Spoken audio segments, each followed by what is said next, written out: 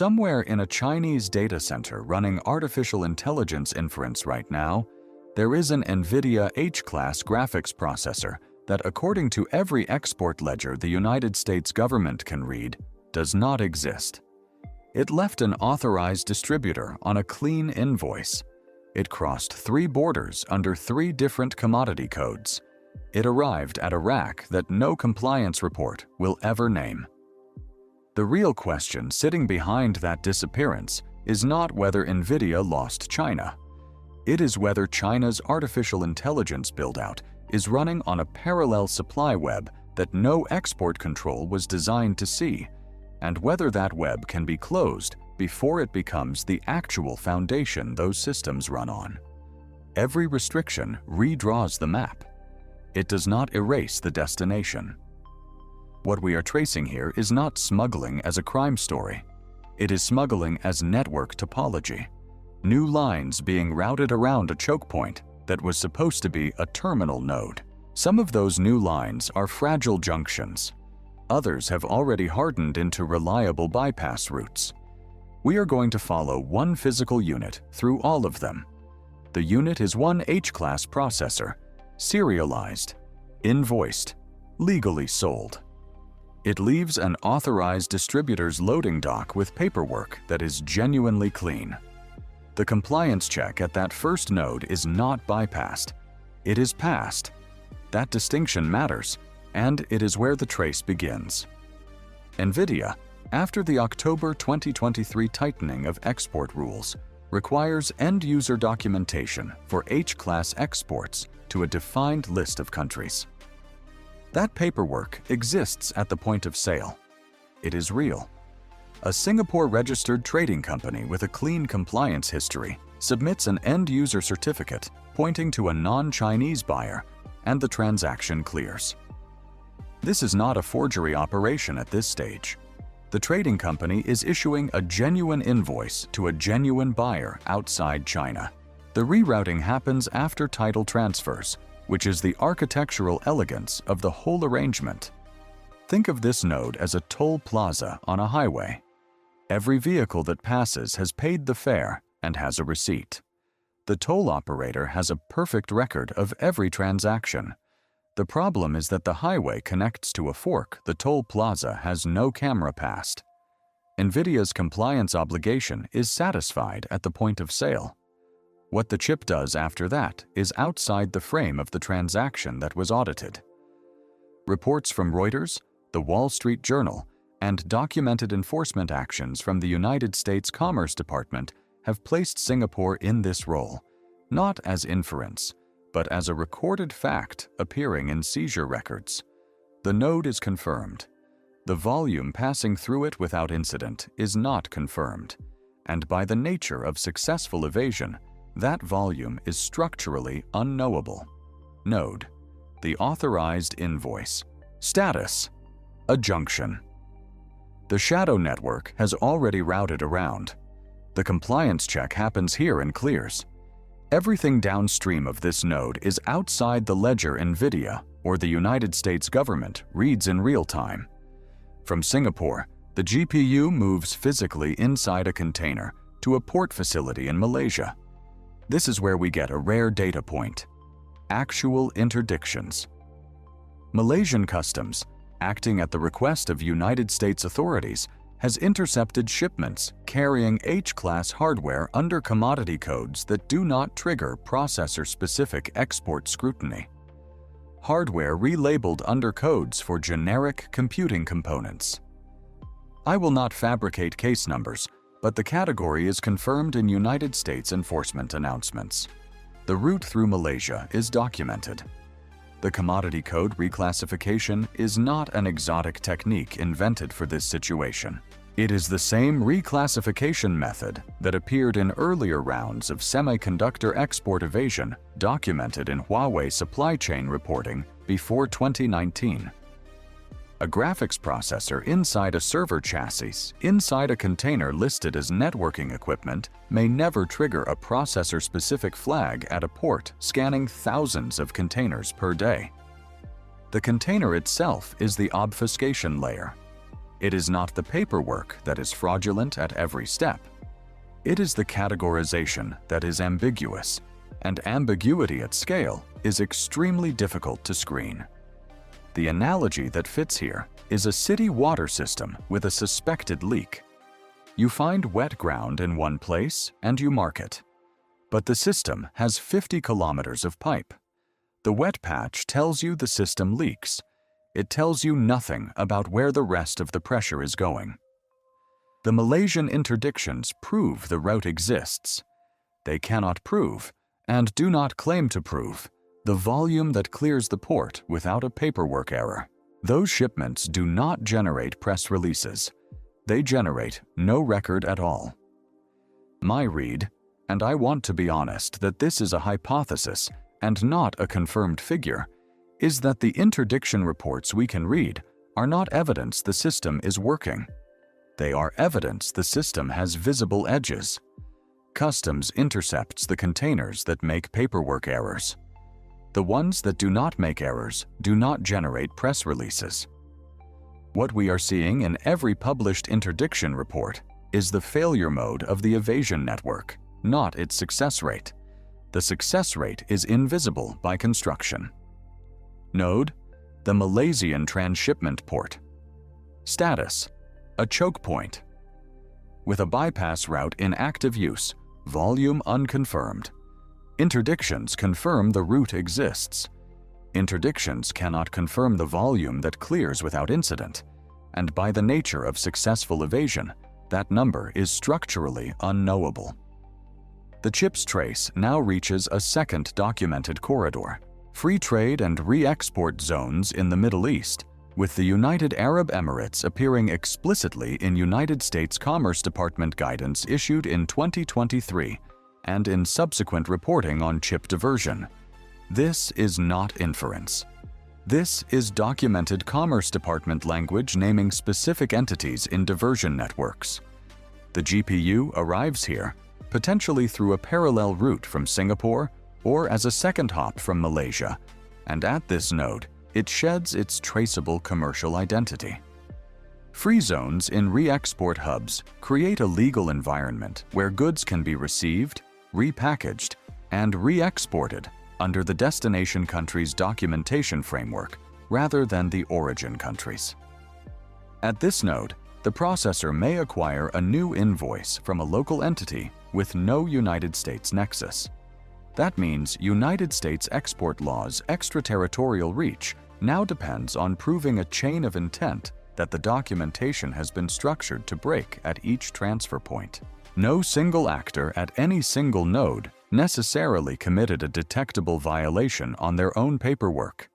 The violation, if there is one, exists only in the aggregate, across a chain of transfers that the documents have been arranged to obscure. Think of this as a junction box inside a building's wall. Power enters from the street side with a utility label. It gets distributed inside the wall without one. It emerges on the room side as circuits the utility has no direct record of. The paper trail going dark is not a metaphor here. It is a legal description of what happens when title passes to an entity outside United States jurisdiction without a detectable violation at any single recorded step. I want to be clear that a free zone is not shorthand for lawless. Most shipments through these zones are fully legitimate commerce.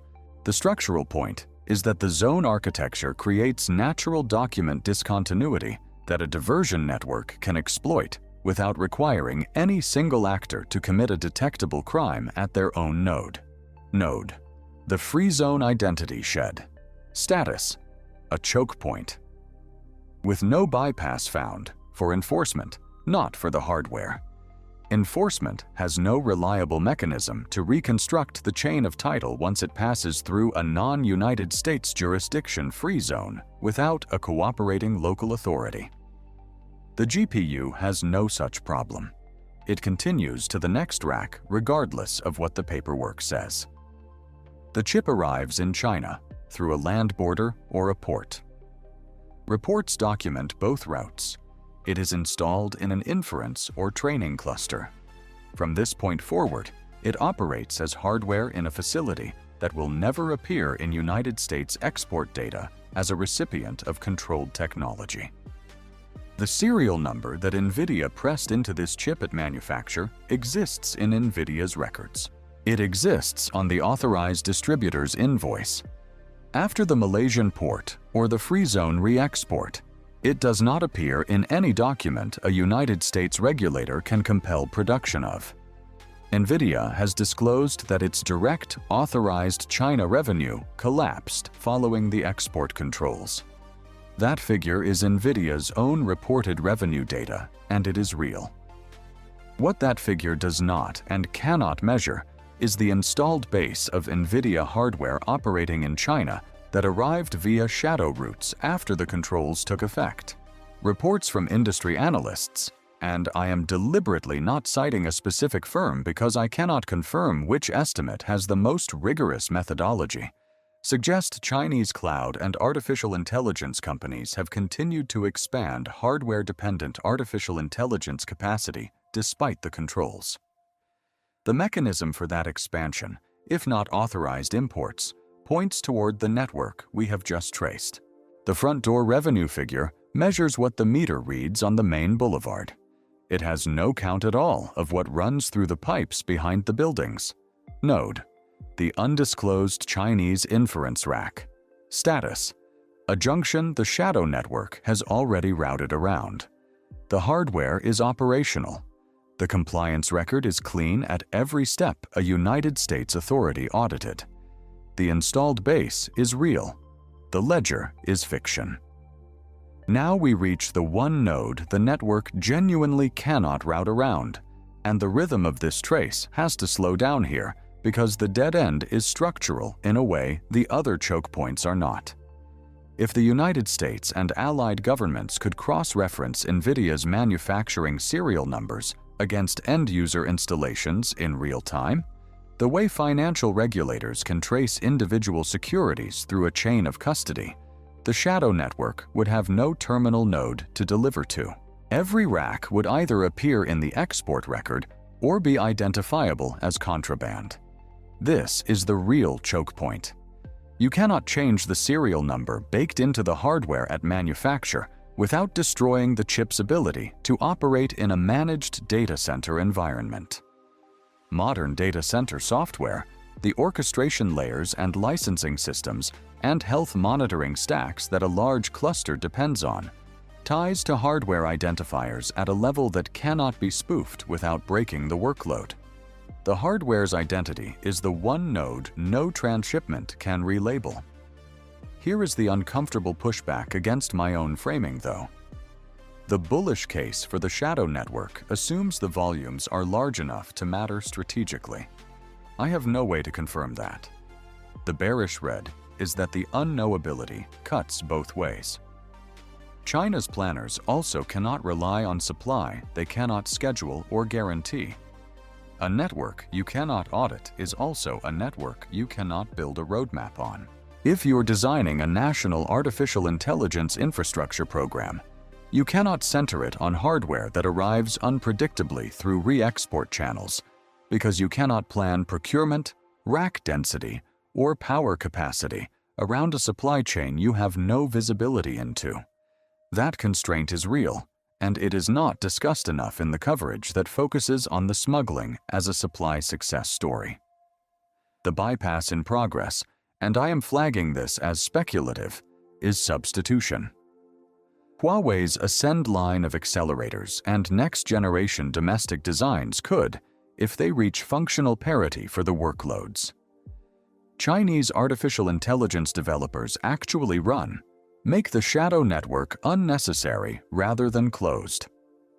The demand that the documented smuggling proves, and smuggling at documented scale is strong evidence of unmet demand, could evaporate not because the route closes, but because the destination moves. Reports suggest Huawei is shipping Ascend hardware in meaningful volume. No independent benchmark confirms the performance gap has closed for frontier training workloads. But the trajectory of the domestic program is the story running in parallel to the shadow network. The honest read is that the serial number choke point and the substitution bypass are developing on overlapping timelines. Enforcement capacity building against domestic chip maturation. Whichever arrives first determines whether the shadow network becomes a historical footnote or the supply foundation of China's artificial intelligence infrastructure for the next decade. So here is the map as it completes. The authorized distribution check, routed around at the first reseller node. The country of destination control, routed around via commodity code reclassification. The end-user certificate requirement, routed around via free zone title transfer. The revenue figure as a proxy for access.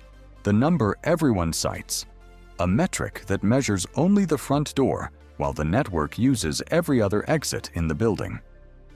What remains closed, or at least not yet bypassed, is serial number level hardware traceability at the installed base level.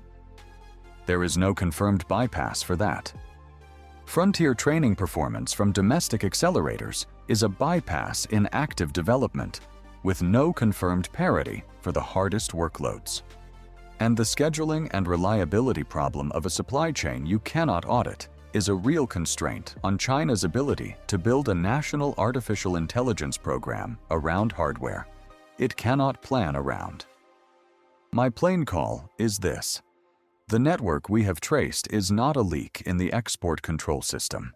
It is a parallel plumbing system. It is functional. It is confirmed in enough interdiction records to establish it exists, and its volume is unknowable by design. That unknowability is the real policy problem, because a control regime whose effectiveness cannot be measured cannot be calibrated. The figure Nvidia reports will keep getting cited because it is the only number anyone can source. It is almost certainly not the right number to be watching.